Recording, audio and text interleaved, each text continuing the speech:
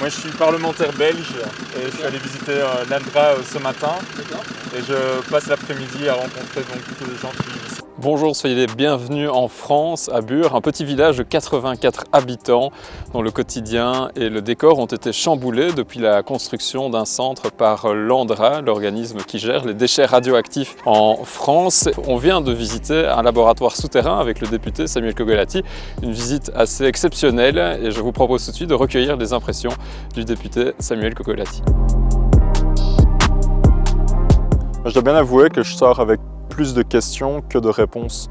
Donc le gouvernement français voudrait enfuir, ici à 500 mètres sous terre, 85 000 mètres cubes de déchets hautement radioactifs à très longue durée de vie. On parle de plus de 100 000 ans. Et donc la possibilité de revenir en arrière, elle ne sera possible que durant 100 ans. Et donc c'est ça qui m'inquiète en fait, c'est cet héritage empoisonné que nous livrons aux générations futures et qui moi vraiment éthiquement me pose question.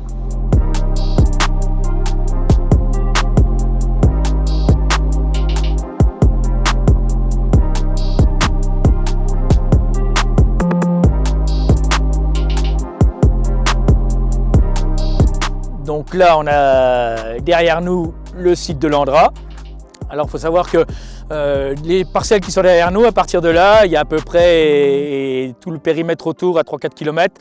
Il y a entre 300 et 400 hectares aujourd'hui qui appartiennent complètement à l'Andra, dont les fouilles archéologiques ont été faites, donc qui sont prêts à être défoncés par les bulldozers pour faire des installations de surface.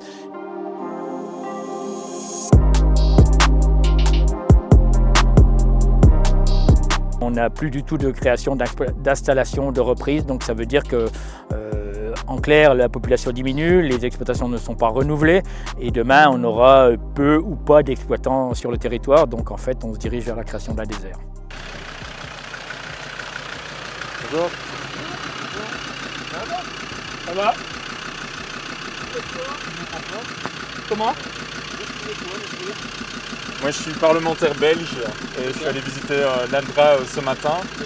Et je passe l'après-midi à rencontrer donc tous les gens qui vivent ici. Et ça c'est quotidien, moi j'ai quasiment toutes les 2 heures une voiture de genre qui vient et comme en plus j'ai l'étiquette d'opposant, c'est des fois 3 fois de suite parce que s'il y a une voiture dans ma cour de garée et qu'ils n'ont pas eu le temps de flasher la plaque ou de voir qui y était, et en fait tous mes faits et gestes et mouvements sont suivis, enregistrés et là depuis plus de 2 ans et demi maintenant. Donc on s'habitue à vivre avec, c'est pas facile. Mais ça peut à certains moments être difficile ou usant et psychologiquement usant quand on veut vivre normalement, c'est-à-dire recevoir des gens, se déplacer, des activités basiques de citoyens.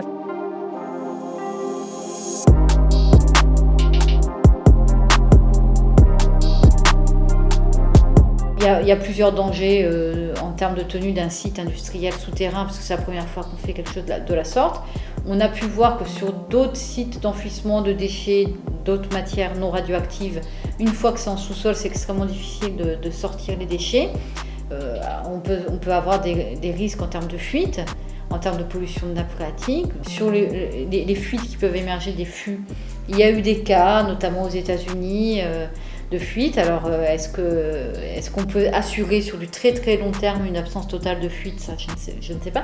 Et surtout ce qui a été relevé par l'IRSN, c'était notamment des risques d'incendie.